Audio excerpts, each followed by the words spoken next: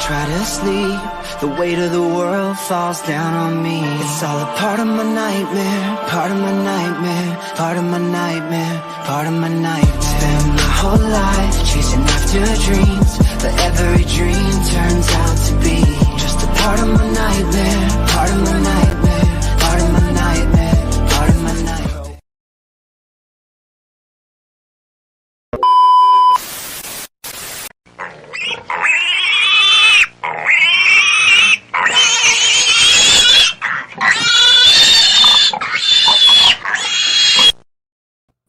Yo, what's going on, guys? Welcome to the Saturday Night Slaughterhouse here on Skool and Nightmarez. I'm your host, Easy606. We have my co-host, Bubbles, that know ya clown. And tonight we have a treat for you guys. We have Mr. Jonathon HellHouse, the front man to Oh the Fucking Horror. What's up? Yes, sir. We also have my favorite booty connoisseur, Mr. HellHouse here. That's what they call me. The booty connoisseur. New single coming soon. Always. Yes, sir. So what's going on tonight, brother? Just hanging back, chilling, working on some new music for some people, and getting back to work. Yes, sir.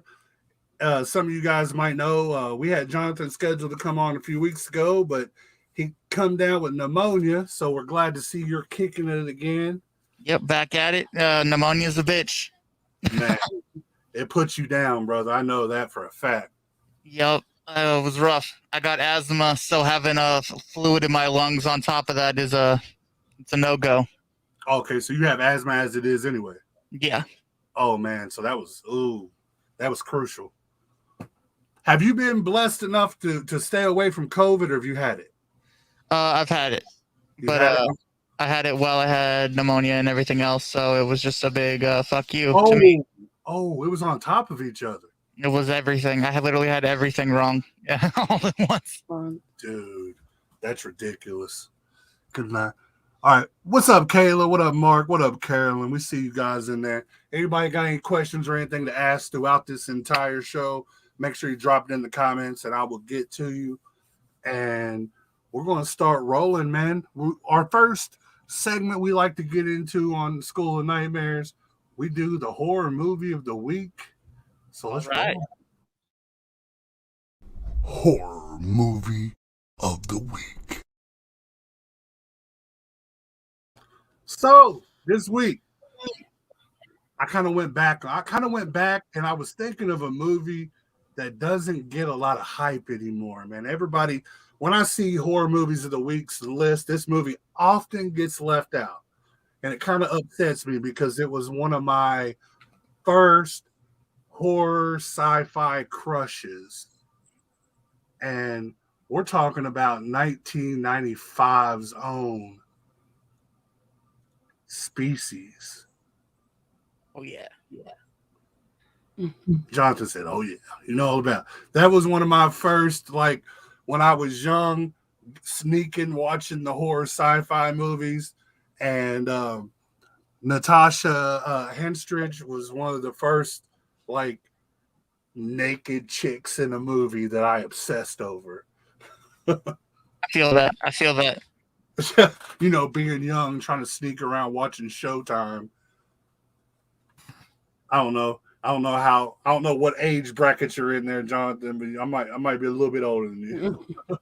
You probably got like maybe 4 years on me. I'm not that young. Gotcha. He's not that young. None of us are spring chickens anymore. No, not at all. That's what makes it great. Laura Guile says, hi. What's up? Dilly 503. Hello. People checking my page right here. We got them in all. If you see stuff that I don't put on the screen, it's because it's on my page. And for some reason, my page doesn't report the comments to the StreamYard. So whoever's coming in through the StreamYard is usually watching through YouTube. Eric Whitler says, hey, Tatted Zelda. Hello? What's up? Laura Guile, I'm at work, but sneaking in here. Ha ha. We appreciate you, Laura. We definitely appreciate you. So that was the horror movie of the week. We had Species. Highly recommend y'all go check that out if you haven't. I'm not going to give you any spoilers because I don't like to screw people's movie experiences up. Seems like every time I give a spoiler, somebody hits my inbox and chews me out. So we'll stay away from it for right now. And we'll get on into the next segment, which is a brand new segment with our guest tonight. We're going to jump into the hot seat.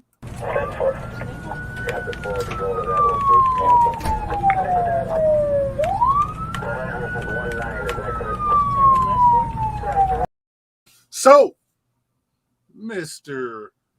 Jonathan, I've got 2 questions for you for the hot seat this week. All right.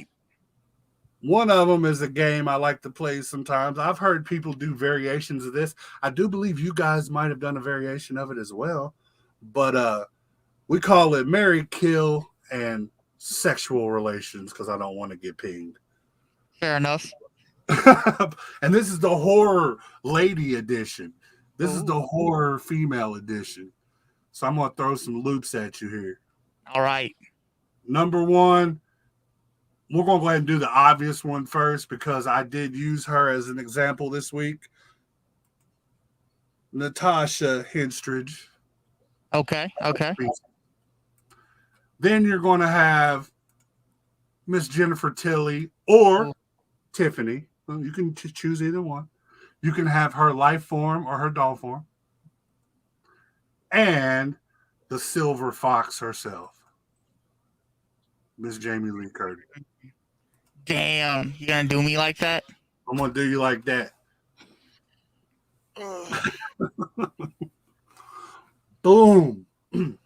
All right, so it's marry, kill, and oh man, I gotta kill some. Damn, that's rough. All right, so we're going with. I would marry Jennifer Tilly because I just think she's wife material. Oh yes. We'll have sexual relations. Or no, we'll go with the kill first. We're gonna kill the chick from Species. No offense. The sexual relations with Jamie Lee Curtis because I know that she's got the experience and the talent. Oh. And I'm just want to be a part of it, man. I just want to know. All right, I just want to get in there, bro. And that's a huge flex. Oh, yeah, exactly.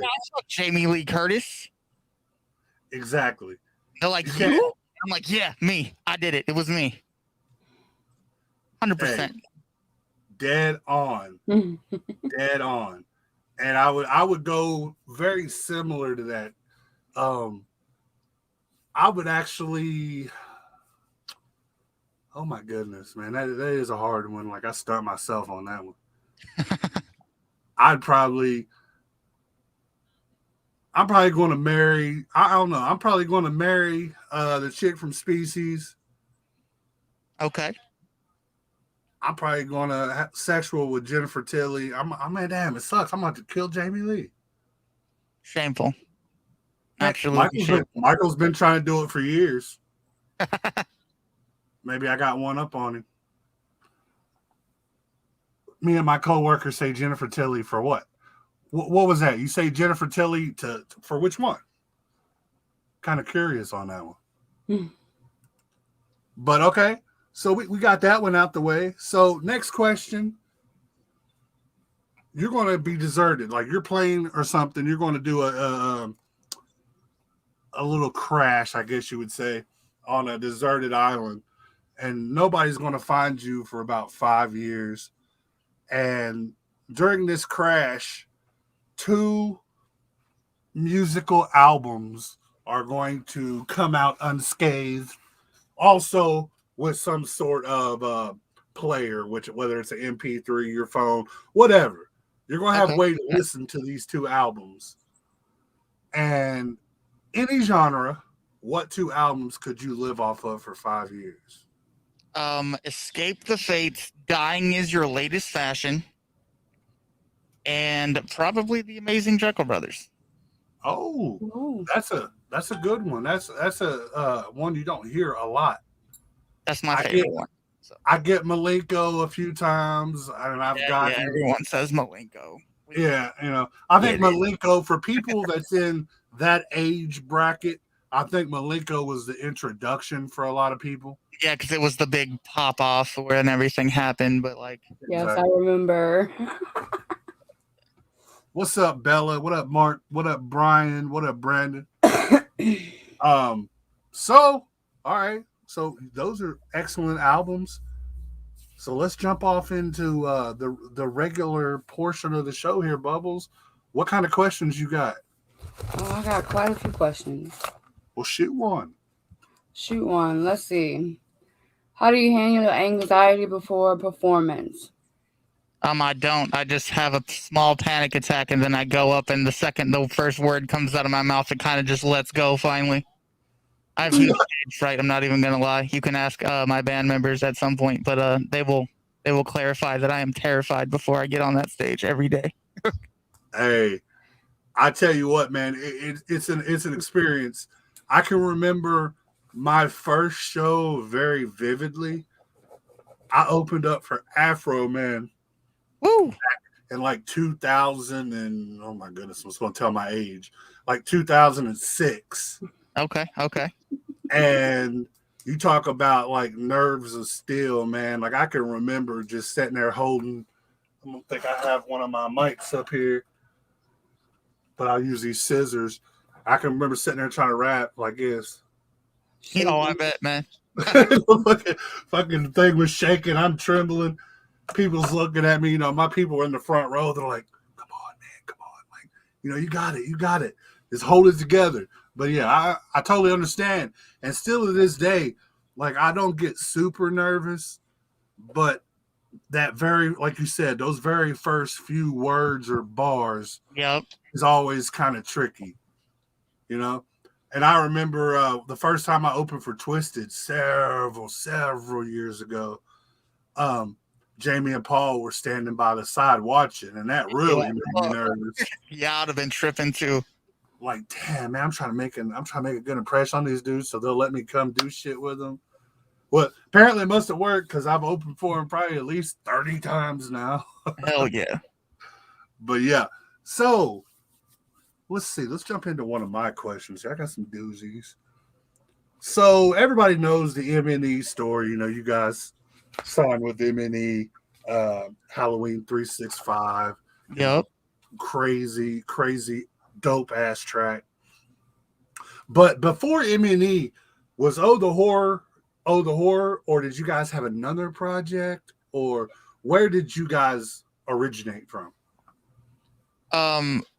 If you go like way back, we were originally called essentially Tag Your Dead was the first band I started. And Jeremy was in that band as well. That went through a bunch of cycles and a bunch of trying to figure out what the hell we were doing because we're all teenagers. And then that eventually evolved into Oh the Horror. Grady joined, became our main producer and everything. Helped him write all the songs and everything, getting everything done. And then we did that for about 8 years. And then we got offered to become a part of Magic Ninja and Welcome to the Underground. After we did like a few dates with Twisted on the second leg of Generation Nightmare. Okay. George hit us up. He was like, "Hey man, I like what you guys are doing. What do you guys got going on?" And we were about to drop the album like within 2 weeks of George hitting us up. We're like, "Oh, we're about to drop our little album and stuff." And he's like, "Wait, come over here." He was like, "Can I hear it?" He listened to it, and then he was like, "Hey man, I think we can really do something with you guys." And we took the offer, and here we are. Yeah, you guys came in at the perfect time. Like, because I know Twisted was trying to sign an act that was different on that rockish vibe. And you guys had that different sound. And when you first came in, I think some people were kind of skeptical because they were like, "Yeah, people still are. Why is Twisted? Well, why are they fucking with these guys? They're not rappers, or they're not normal rappers." Yeah. But then I think when people listened to you guys and actually took you in, I think they started opening up more and more. Yeah, absolutely.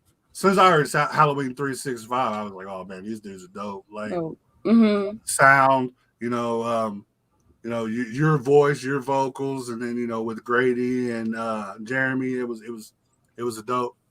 Thank you. Sure. Then the new album, of course, it was fantastic. Like I did a review on it when I was with another company. I'm not going to mention the name, but I did a little review on it. And I remember, I think I was talking to Bubbles actually while I was doing it. Yep. And I got down and I got to the grocery song. I'm like, dude, if he says something about eating ass, I'm gonna flip. And I turned it on, and that hook kicked in, and I was like, I'm hitting him up right now, like right now. And I did. I hit you up. I was like, what? Yep.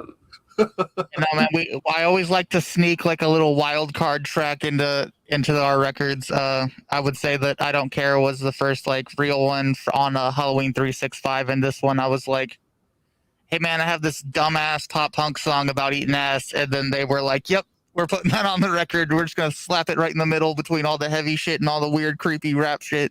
Yeah. 1692 is still in my daily rotation for sure. He said, then the Super Devil, no, Super Evil. I thought he said Super Devil gave the powers. Oh, he did. He did say Super Devil. Yep. Shout out to the Super Devil. Skull Maggot 99. What's up? But yeah, that I tell you what really pulled me in though, the song that really fucked with, and I got a little story behind that too. The song that really drug me into that album is probably one you least expect. But we had Gold. And let me tell you something about this, Jared or Jonathan, that you'll laugh. I heard it and it instantly caught me. I was like, damn, that's dope. They fucking smashed this, like the vocals, the lyrics, everything. So I listened to that song like daily for so long. It was on my daily list. And one day I'm laying back watching TV and I'm like, man, I'm gonna listen to this track. So I talked to my Google. I'm like, play Tears of Gold. And then the chick version came on. Okay, yeah, that version is fucking. I was like, to the same thing at all. I was like, no, I was mad, bro. I was like, you stole her fucking song.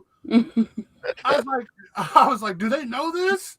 And then I was upset as hell, bro. So then I did the research. I'm like, oh, it was a cover. Yeah, I get it now. But hey, dude, y'all, no, there was no comparison. Y'all murdered. Like, that's your song in my eyes. That's your song. Yeah, I don't know. Yeah, I had honestly only heard the original once before we tracked the cover. And then since then, I've gotten so used to our version that anytime I hear the real song, I just think it's really bad. Dude. Like, it's just like it's not the same vibe. No, you guys brought it to life. Like, she's an amazing singer, but like it's just not for me. She is, but that song I don't think fits her as well as it does you guys, because you put emotion behind it. You know what I mean? Because you can actually, when she sings it, I don't get nothing. But when you guys sing it, I get those feelings. Like you could feel what you're saying. Thank you. You know what I mean? And I think that was dope. So, Bubbles, what you got? You got another question? Sure. If you could create music with anyone, who would it be, dead or alive, and why? Probably Ronnie Radke is my best option. He's a huge influence on like why our music is all genre bent and everything. He was the first guy where I was like, I'm starting a band because of that guy. Literally, Escape the Fate and him were the reason I forced Jeremy to be in my first band, and the reason I kept going. His rock star energy, I want that shit. So that's about it, man. Dude, Ronnie Radke is one of my tops, man. I love that dude. Falling in Reverse. Yep. How he does the rap and the metal at the same time, and then the one song, Oh damn, it's like my damn anthem. Like if I die, I want that song played at my funeral. Monster. You know Oh yeah, their song Monster? yeah, Popular Monster. yeah. Yeah, oh my goodness. Yeah, Ronnie's incredible, man. Not only that, he was dating Paige from WWE for a while, and that's pretty dope. Yep. That was a huge flex for him too. But so was the dude from Attilia. Oh, Franz. I didn't know Franz dated her too.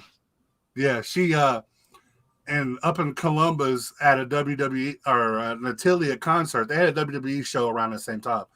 But at an Attilia concert, a bunch of my friends were at it, and they kept sending pictures. They're like, dude, Paige is standing like in the front row. So they all were like going up and getting pictures with her and stuff. I guess she had told one of them that she was dating one of the guys from Attilia. Huh. Thought that was pretty dope. Mm-hmm. All right, so let's see what we got. We got a bunch of people with comment. Brandon said, they will have me sold if they did a song with AXZ, Alazulu. Hey man, we're trying. All right, it's hard. They busy guys. They got Cam Zool coming up. They got their drive-in. You know what I'm saying? They're busy dudes. Yeah, they are. Shout out to the Zool boys. Those are my dudes from. I've known them guys since I was probably 16, 17, man. Oh hell yeah. They're from very close to where I'm from, and I was blessed to be able to do I did all the Xmas's except one, and then I did their release parties and all that stuff. Okay. Hopefully might be able to make Camp Zool. Hopefully. But next question here.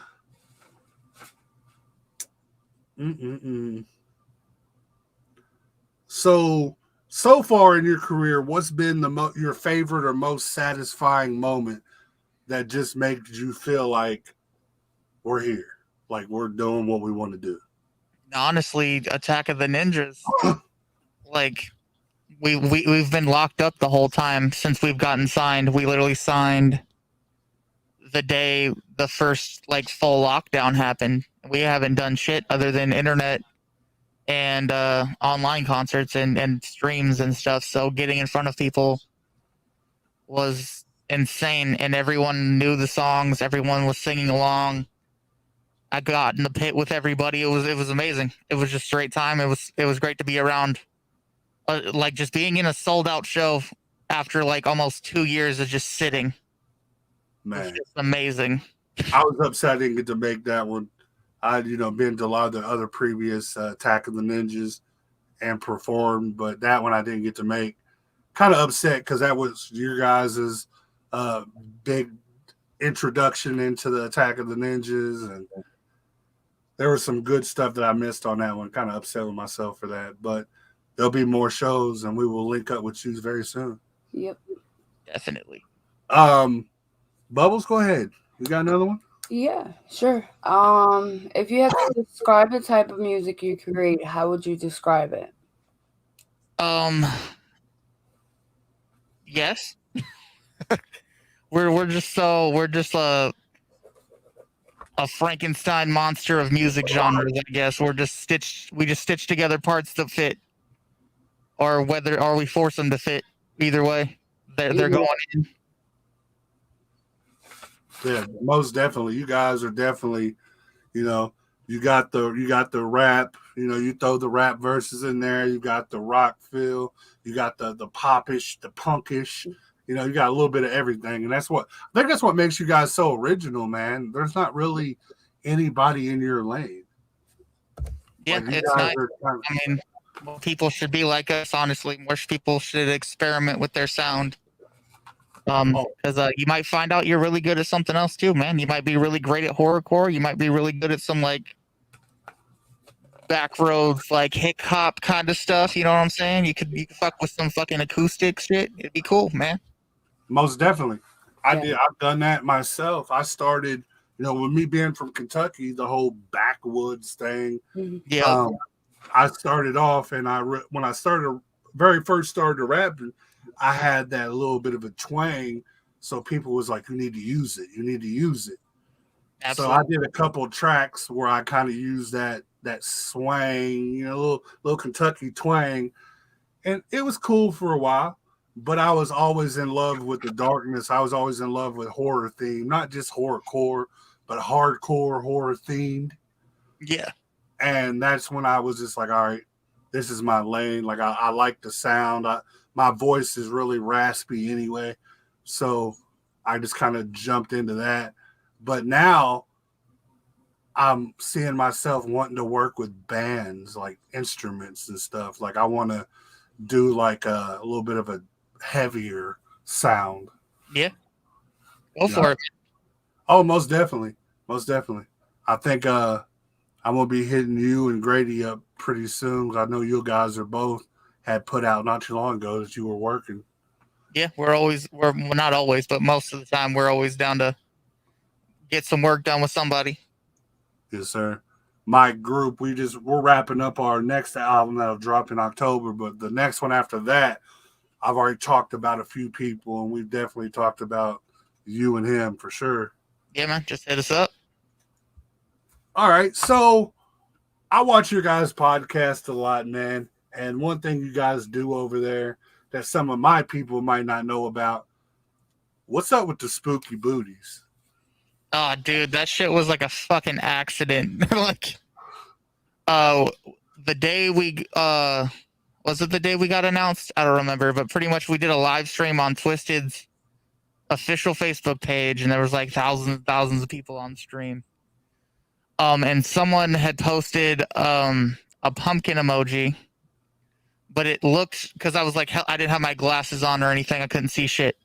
And the pumpkin looked like it was peach shaped, and I was like, oh, it's like a spooky booty, right? And like I just like set it as like a one-off thing, and no one let it go. Like immediately, our Instagram is covered in like peaches and pumpkins and shit. Everyone's bringing it up, and we just owned it. We were like, all right, this is a thing for us. It was kind of like an ICP Fago thing, where like they threw the Fago on accident, and everyone went wild with it, and now it's a staple in their. The girls are just going wild with this. Yeah, the chat's going wild with that. Spooky booties, and any of the three of us are around. That's what you're getting. You're getting flooded. Exactly, that's dope. I watched it, and I like that little thing y'all did with Jamie, where he was like, he's like, I'm not going to call them spooky booties. I'll call them my spooky buddies or something like that. Yeah, they did. Anytime anybody brings us up, that happens. The flood of spooky booties. So pretty much they had mentioned something about us, and then the chat started spamming all the pumpkins and peaches, and they didn't know what the hell was going on. And then Jamie was like, what is it? And then Dustin kind of like explained it to him a little bit, and then he started doing the song where he's like, pumpkins and peaches, and then I ripped it from the internet immediately, and we turned it into that song. That's dope. Shout out to Dustin too, Big Vin. That's a cool ass dude, man. I always fuck with him because, me and him are like damn near the same size. Like we look like two big old fucking walking Stay Puft Marshmallow Man when we walk together. But yeah, Dustin's a good dude, man, for sure. He is. All right, Bubbles, go ahead. Take another one. If you could give any advice to someone looking into music as a career, what would you say to them? Plan on being broke a lot, and plan on having to work twice as hard for everything. Facts. If not 3 times. I wish I don't have that sound thing uploaded yet, but I wish I had my hand claps on here, because that is I got you, bro. I got you. I'm always ready. But honestly, anything. If you're doing any kind of art, if you're an artist and you're drawing pictures, or you're a podcaster or anything, it's a hard ass uphill battle at all times. It doesn't matter what level you're at. The way I explain the music industry is once you get signed, you're on New Game Plus mode, if you know what I mean. Yeah. You got to restart, and you still got all your shit, but you got to restart. Facts. And that happens every level you reach. And people think it's glorious. So all these people want to do this shit. They're like, oh, we want to be rappers. We want to be musicians. And I'm looking at a lot of these dudes like, man, y'all don't understand. Like, it's not going to be that easy. Nope. I've dedicated the majority of my life, and I'm still broke. Like, every bit of money that we get, we go work to support the music, to drop merch and all that shit, and then you make some money from that, and it goes right back to it. Like you're not balling out by any means. Nope. Unless you have unless you go like super duper duper viral and get like 20 million hits or 20 million views or something. Yep. But you know how the streaming service works. You get what, like 0.0008 of a penny. Yeah. Yeah. It's ridiculous.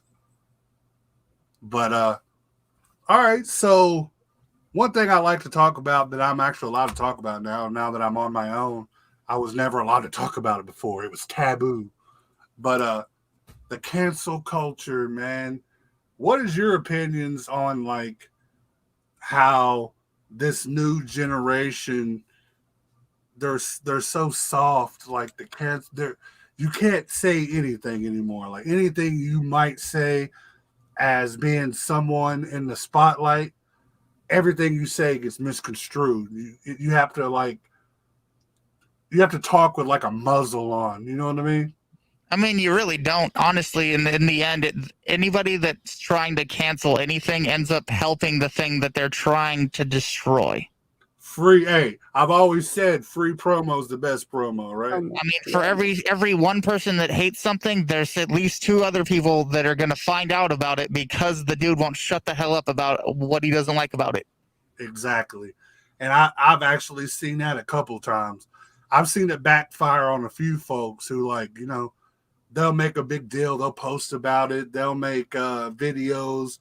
And then the next thing you know, you go to the person that they're hating on and look at their video views, and they've tripled.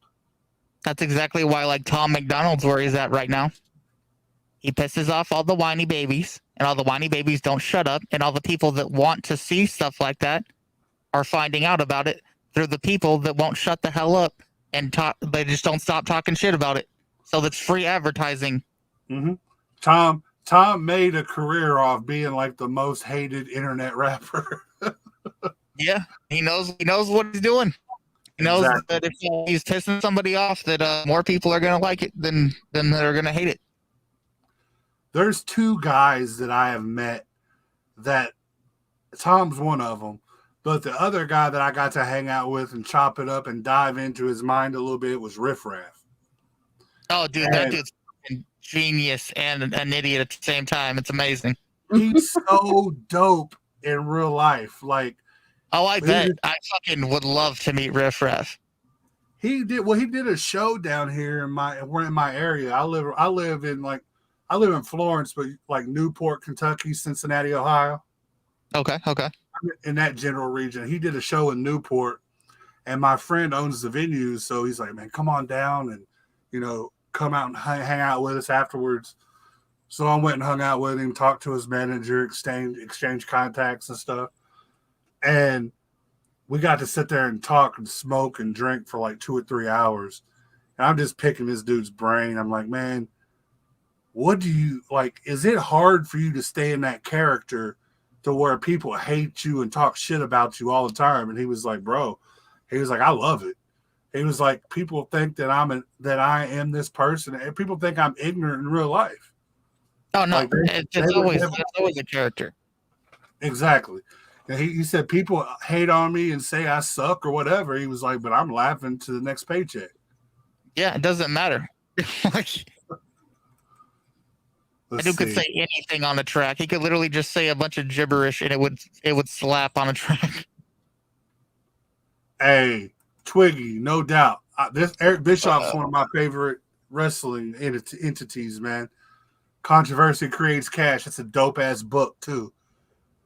Anybody out there who likes to, read and stuff, man, check that book out if you're into wrestling, because that's real. Tom and Dax know how to piss people off. Facts. Okay, people are finally showing up. I got to get to work. Love y'all. Peace, Lord.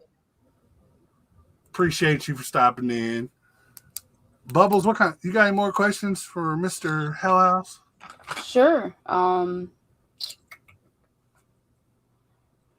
What feature have you worked on? What is your favorite feature you have worked on and why? What the hell was the name of that song? Yeah, I did like a big fam track for Electric Lettuce with Twisted, and I really liked that. That was a good one. Axe was on it. Everybody was on it. Oh yeah, that big. It was like a posse track. I know what you're talking about. Yeah, I'm trying to remember what they called it, but honestly, that whole little 420 EP was amazing. Electric Lettuce. Yeah. Yeah, I loved it. Didn't they drop that at the didn't they do a 420 show and they dropped that? Yeah, it was like a 420 release. Yeah. I know they usually do like the big 420 show and they always have some sort of, little project that goes along with it. So for people who might not be completely in tune with Oh the Horror, what would you say? What would you get? How would you? I don't know how to put that. What would you tell them to give them a reason to check you guys out that makes you guys stand out from everything? I know we kind of covered your sound and stuff, but like for people that are kind of new to this scene, what is Oh the Horror about? Constant evolution and nothing's off limits. Anything can be tried at least once and failed at least once. So if you like a specific thing, we'll probably get to it at some point. Always check back. We got some surprises in the chamber already. I don't think anyone's expecting. And we're just musical chameleons, man. We don't do the same thing twice, and expect something weird every time. I don't know, man. We just make shit, man. We just go in the studio. We go, yeah, that sounds cool, and no one judges it. We're just like, yeah, that's a polka song. Fuck it. That's a banging ass horror polka song right there. Yep. Put it on the record. Exactly. And it's like, why is there a polka song on the record? I'm like, because I made one and we liked it. It's going on. Exactly, man. You do what you like and what you feel, man, and that's awesome. Like a lot of people would step back and be like, "Oh no, we can't put this on the album. People won't like this." Okay. Yeah, don't do that, one man. person doesn't like, somebody else will. I There's know always people. somebody else, man. Yes, exactly. And people don't listen to just one genre of music either. That's another thing people don't really think about. Like, I don't know. Twiggy said, "Thanks for signing my CD." No problem, bro. Thanks for coming out and hanging out at Astro. No Smoke, is that the name of the song? Yep, that's it. It's No Smoke. There you go. Tina with the save. Yeah. So that's pretty much the interview questions. Now we're just bullshitting, man. I'm not finished. Well, I got more questions. I just don't want to overload him with questions like, fucking question. Cut off all Bubbles questions, man. Well, if you got another one that you really want to get out, go for it. Yeah. If there's any song you could create a music video to with no budget, what song would it be and why? Ooh, that's a good question. Honestly, because we didn't get to do one, and I know for a fact everyone's mad that we didn't do one. We would do one for groceries. Oh God, with no budget. Especially with no budget, because then it's literally no one can stop my brain from what I'm going to create with that. Dude. The insanity would ensue, and it would be the most dumbest big budget video ever done. Ass everywhere. Ass everywhere in a grocery store. It'd be like a porno scene. Ass on the shelves, pushing a buggy down it. You know what I'm saying? A buggy that looks like a giant ass-shaped peach. Exactly. With you gotta have the little spooky booties popping up in the video everywhere. Yup, we'll get Lyrical Lemonade to shoot the video. That's dope. I would love to see a video. Yeah, Twiggy said I'd love to see a video for groceries. Eating them booties like groceries. The grocery store. I remember talking about it. Pregnant in a fucking wheelchair. I don't care. Oh shit. Yep, that's the thing I said. So, oh man, what all? You watch any good movies lately or anything? Like, what kind of stuff? Oh man, okay. So I was looking. I have HBO Max, so I got to watch *Malignant* at home. Have you guys seen *Malignant*? No. I was going to watch that tonight. Actually, it's funny you say that because I was going to watch that tonight when we got off. Okay, bro. Like fucking, there's like a whole thing on the internet with *Malignant* right now because no one knows how they actually feel about the damn movie. Like a lot of people don't like it. Some people just don't know what the fuck they watched, but it wasn't bad. And then there's the people who actually love it, which is me. I fucking loved this movie to death. James Wan did it. He's done Dead Silence, the original Saw, The Conjuring, Insidious, shit like that. He's done like all those movies. And this is not those movies at all. Okay. This is like his homage to like 80s slasher movies. Oh. But it's also like it's just this like huge like Warner Brothers he did the Aquaman movie, so he made Warner Brothers like $1 billion, right? Oh. And then they were like, here's a bunch of money, do whatever the fuck you want, we don't care. And he was like, I don't want to do shit I didn't do before. So it's like this B movie from the 80s that someone was on crack writing the script. And then they gave him like $1 billion A-list movie budget to just do whatever the fuck he wanted in that script. And it's fucking insane. Hell yeah. I've read some of the reviews and I've seen the hate. I've seen people like you who have been like, oh, it was dope. It's fucking it's my kind. I mean, I watch complete garbage already. So the fact that I saw like a trauma movie with $1 billion budget practically, it was fucking great. That's awesome. You excited me when you said 80s horror slasher because you know that's what I am. I'm a slasher guy, man, all the way. You know what I mean? It's a supernatural slasher, I guess. It also reminds me of like one of my favorite movies from back in the day, and I'm not going to say it because it'll kind of ruin the movie for you later, and I'm not going to do that to you, my guy.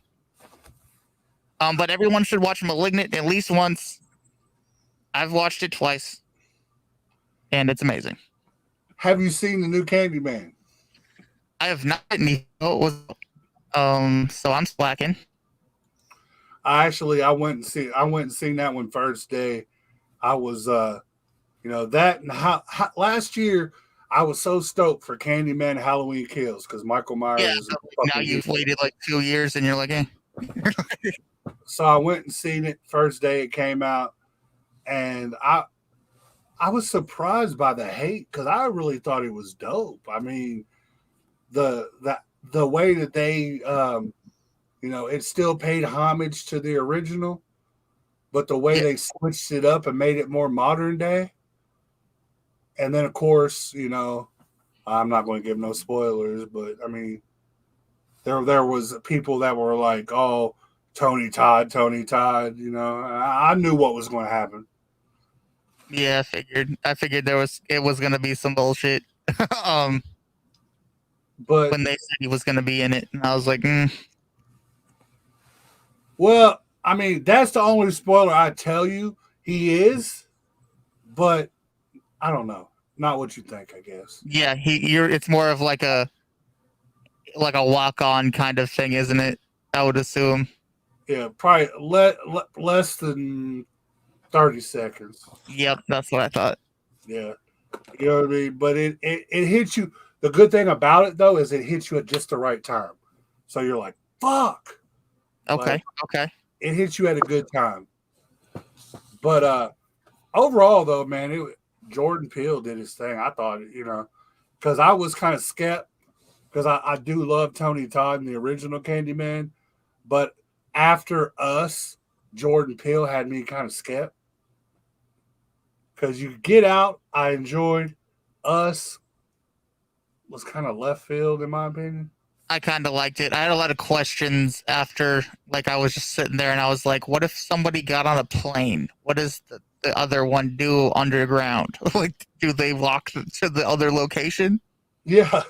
There was a bunch of shit where I was just overthinking the movie just to be an asshole, I guess. I was just sitting in my car like, well, what if this happened? What do they do if this happens? Don't you hate it when movies do that? They leave shit open and you're like, dude, what if this happened? Like, you start questioning the entire film. Like, what yeah, I over questioned Us. I never saw Get Out. I'm still waiting on getting a chance to sit down and watch that, but I heard it was great too. I enjoyed it just for, the fact that there's really nothing like it. Skull Maggot, I did not. Oh, really? Skull Maggot said I didn't like Candyman. Oh. Said he wanted more kills. Yeah, I understand where you're coming from. It wasn't overly kill bound, but I think they were trying to drill the story and the point of the movie more than they were worried about kill scenes. But the kill scenes that were in it were pretty cool. So kind of evened out. What else has came out that I've been wanting to check out? Don't Breathe 2. Yeah, I need to go see that too. I fucking loved the first movie. I did too. And a lot of people gave me shit over that. But I liked the first one. I thought it was a cool concept. It's really cool. Honestly, I haven't seen anything like that happen either. Like, honestly, a lot of original ideas starting to come out, which is cool in the, like, big budget world. They're letting the little guys do their thing with big budgets finally. Which is something that's needed to happen for a while. Mm-hmm. Because of remakes and sequels, bro. Give me something weird. Exactly. Malignant is. And a lot of sequels or remakes are just not living up to the hype or the, something up. They're not bad, but they're just not living up to what they should be. Like if you're going to destroy a classic, then just go ahead and just don't do it. Yeah, just fucking make something else. Exactly. Take that money, come up with a unique script and a unique idea, and you might be way more successful. Dude, I will never look at a turkey baster the same after the dope. Facts. Yeah, no, this shit fucked me up too. I was like, we're doing Seed of Chucky now, I guess. Exactly. Speaking of Chucky, new series. Yo, I'm so hyped, bro. I fucking love me some fucking Charles Lee, bro. The trailer fucking it looks great. It looks great. I was excited that they said that at least everybody's going to come back for at least one episode. I don't believe that for a second. They're not going to put Glenn. They won't. There's no fucking way. You don't think they're going to put Glenn and Glenda? I mean, they mentioned him at the end of Cult of Chucky. Yeah, when she came and picked him up in the car, she was like, the kids miss you or something like that? Yeah, she's just like, oh, I miss Glenn and Glenda. And I was like, no shit, they're actually going to mention it. I don't think so. If they do, they'll be like adult humans, and then it won't matter to me either. And yeah, I was like, unless Glenda has like a new doll body or something, I don't know. It could go a lot of ways. Well, I'm interested to see what they do. I'm excited to see Jennifer, and I want to see Alex Vincent's coming back, and what is the girl's name? Kyle. Kyle. Kyle's coming back. Hell yeah. You can't leave her out though. She played a huge part for when they started doing the other series, like the Curse of Chucky, Cult of Chucky, and after they changed the doll up. Yeah. What'd you think about the Mark Hamill one? I did not hate it. I hated the fucking doll design because they had like 5. And I noticed every time because the fucking movie opened and it was hideous. And then later on I was like, that's not even the same sculpt on the fucking doll's face. from the beginning of the movie. His head's like way smaller. It looked like they had like 5 different dolls that were close enough, and they just went with it. I And agree. I don't think Mark Hamill was the choice, honestly, for that either. I think they rushed it. They wanted to do something that was different in modern age. That was the only thing I liked about it. Yeah, I like the concept. Yeah, it makes you think like that shit could happen. Like, you know, with all this technology, that, you know, something could just come alive, like artificial intelligence. That was another thing. Like, they could have just not remade Child's Play, and they could have made a new doll that was like a girl. They could have like a little girl doll for a little girl, and then same plot happened, same bullshit, and it's its own thing. But instead, they were like, "Nah, slap Child's Play on it." Yeah. Well, they did the same thing with Wrong Turn. Have you seen the new Wrong Turn? I did not watch it, but I watched a bunch of videos on it, so I know what fucking happened, and that is dumb as shit. I don't know why in the hell you would take a franchise. I love Wrong Turn franchise. I love those hillbillies. Yeah. Why would you take a franchise that focuses on the hillbillies? Every movie has the hillbillies in it, and then just cut them out and go with something completely different. So I actually know what happened, because it's the original writer for the whole franchise wrote that same damn movie. So that was the original concept for the first movie. That's what it was supposed to be. And then they're just redoing it. Come in and they put in the hillbillies and shit, and then that took the franchise off like that. So when they came to do the remake, he was like, "Oh, I want to do what I wanted to do," which is fine, because the movie's not a bad concept, other than it's a fucking Village ripoff. But I mean, just don't fucking slap Wrong Turn on it. Make it its own thing. I tried. Sympathy for the Devil. Okay. I can see that. Skull Magus said, "I hate the new Wrong Turn." It would have been fine if you gave it a different title and didn't put Wrong Turn on it.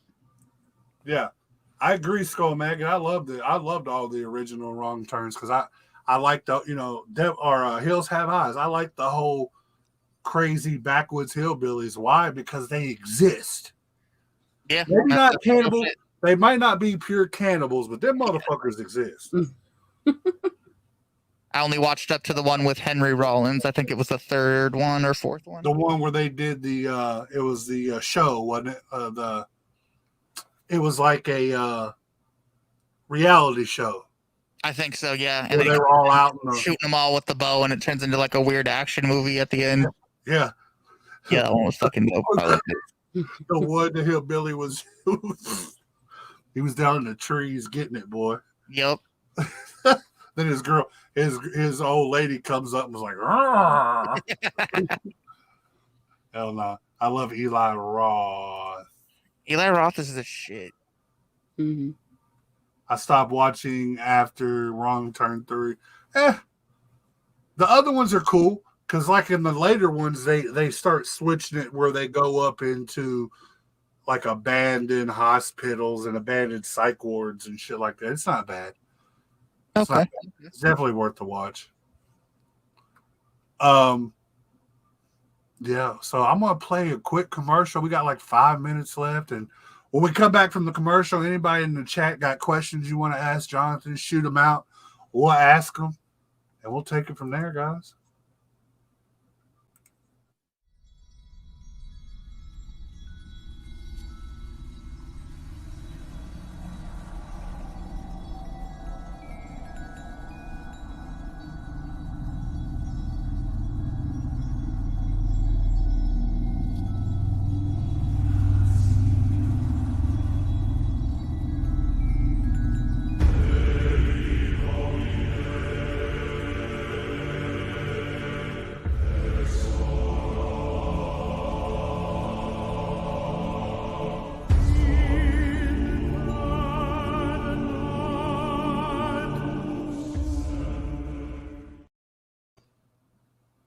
October 19th, Sick Trinity drops on my birthday, goddammit. Make sure y'all go out and check that out.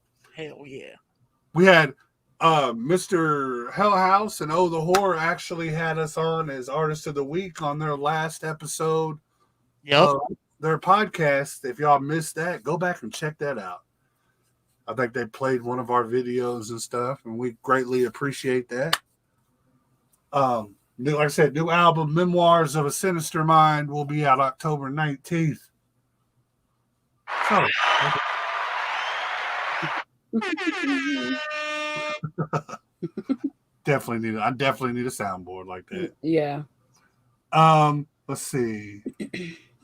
That was number 2 with the show. Number 3 was with the prisoners. Oh, okay. Okay, that was when they were in that abandoned jail. Okay. All right. Hey, John, what's your newest awful movie discovery? I watched fucking The Gingerweed Man last night, and that shit was pretty bad and a great time at the same time. Hell yeah. Bella Ice on my page said, "What is the name of his band again? Put it in the comments for one just joining in." Oh, it's Oh the Horror, Bella Ice. OH exclamation point the horror. I went ahead and did that for you. Or we could put it in the comment. Well, y'all can't see the comments on the page. I just spelt it for you, damn it. So you said earlier that y'all got some new projects. Has anything been announced, like title wise, or is that still under wraps? Everything's still under wraps, but everything is done, and I know that it's coming out soon, and it's getting announced soon. So keep an eye. Is it 2021 or 2022? 2021. Okay. Definitely, it should be out within the next 3 months, maybe. Okay, so definitely before Christmas. And there's some other cool stuff dropping, and there's some other big. I know we got some announcements before the end of the month. We got a whole trainload of crap that we're ready to do and show off. I just can't talk about it yet. But everyone will see it soon, and you're gonna see it coming. So I don't know if I pulled these up during the show. I know a lot of people were asking about the band and stuff. So this was their first album. This was the Halloween 365. So we got the pumpkin with the skull. It's a dope ass design. I missed that jersey. I'm gonna have to look and see if y'all restocked the Fat Boys on that one. I think we did. I think we got up to 5. Okay. And then we got the last project, 1692, which was crazy dope. Yep. Make sure y'all check that out. This is what this fool looks like. It was crazy. It was crazy at first when like when you catch the podcast, because you always have your hair pulled back. Yeah, because it's all fucking under here. Yeah. And then people see the pictures, they're like, "Who's the dude with the long blonde hair?" That's Jonathan. He just doesn't have his hair down in the videos. Well, the videos you have it down, but not in the podcast. Yeah, I was like, I got it. It's about half that length now. I chopped it down a little bit, but it's still the same old. Harley Quinn with the spooky booties. The Horror needs the tour. Hey man, we working on it. All right, we're working on it, and I know we're gonna be mostly West Coast at some point, but we doing the damn thing. Skull Maggot. My question is, who would win a fight, Jack Frost from the Horror Snowman movie or the tire from Rubber? Oh, the fucking tire, 100%. The tire from Rubber would fucking totally win. Okay. He would blow the phone up so many times. So check this one out, because I'm gonna throw one at you. It's kind of weird, but it's all shit that people call me. So my big rap persona is, the gorilla. I'm a gorilla. I'm Kentucky Kong. I'm the vanilla gorilla. Okay. So King Kong versus the Stay Puft Marshmallow Man. I mean, Kong would just eat the Stay Puft Marshmallow Man. I would assume that's what would happen.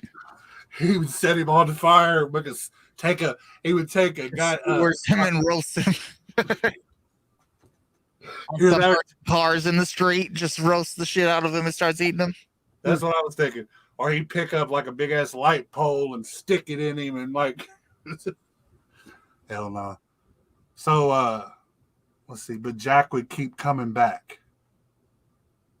I don't know, man. It's a tough one. I think if you're rating the fight on like standard boxing rules, the tire would win. I don't think anyone would die because I don't think the tire dies at all. So it's not like he can drown the tire or bang it against the wall or stab it, and then it'll bleed to death. Kong would turn him into a s'more.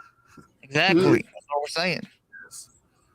Kong has won this fight, guys.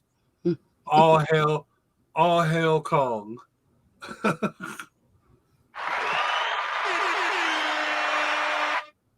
All right, guys. This has been Saturday Night Slaughterhouse. Hope you guys enjoyed the show. Big shout out to Oh the Horror. Big shout out and a thank you for Jonathan for jumping on and chatting with us tonight. Thank you. Next album that y'all bring out, we're going to get you back on so you could talk about the new project more in depth, because right now everything's under wraps, and I know how that works. We don't want George beating down your door. Shout out to Mr. Valakis. Gosh, it took me so long to say his name one day. He was sitting there pronouncing it for me because I was just calling him George V because I didn't know how to say it. That's fair. Yeah, shout out to the entire M&E family. Welcome to the underground family. We appreciate y'all tuning in.